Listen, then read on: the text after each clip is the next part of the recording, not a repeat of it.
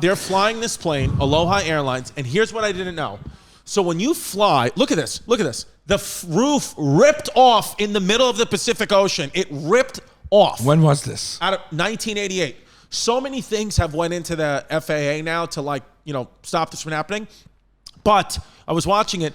When you fly, when you go up and down on those planes, I didn't know it's like planes like breathe, like they expand and all that. Yeah, that's coming. The wings could go like that. Yes. Yeah. So after this plane was supposed to do like 20,000 trips, it was out like 50,000 trips because nobody checks this. Yep. So the roof just ripped off. It got like a wind gust, and one of the flight attendants was like serving drinks and fully got sucked out into the ocean. And then, other than him, every other single person survived. If you had your seatbelt on, you survived. If you did not have your seatbelt down, you died. Somebody, they said, was holding their wife by her ankles. And then the people were pulling her down like she was Mary Poppins and then strapped her in, and she fucking survived. Oh, my God. They landed how soon after, number one. And number two, it does look like it is just the first class cabin. Which is super fucked up. I never wear my seatbelt. I never do. I'm never not going to wear it. Literally, the roof ripped off. The pilots somehow landed the plane. So the pilots could not communicate, by the way, with air traffic control because whatever the sensor was to control ripped off on the roof. No way. So they just had to land. They landed a convertible. One of the guys who works at the Honolulu airport saw this plane landing with no roof and was like, clear the fucking runway. Whoa. They didn't even know if their nose gear was down because the buttons didn't work. So they just had to hope and pray that when they pressed the button and the nose gear came down so they could land. Because they were like, either we're going to blow up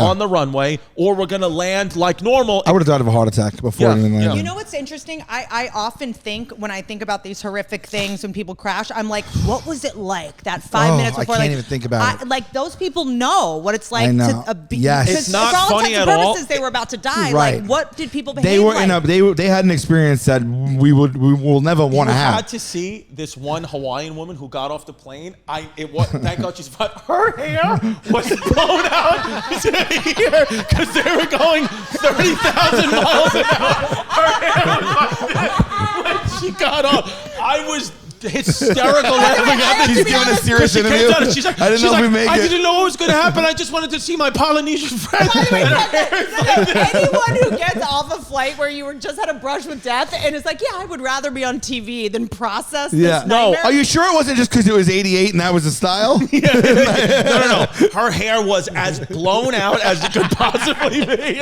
It was like she did not get on the flight like that. No, she literally looked like like when a male turkey puts like the halo thing up. That's what it looked like. Okay, that happens to one of us, right? Mm-hmm. Our careers, we have to travel for our careers. You have to. You're on that flight. Do you ever fly again?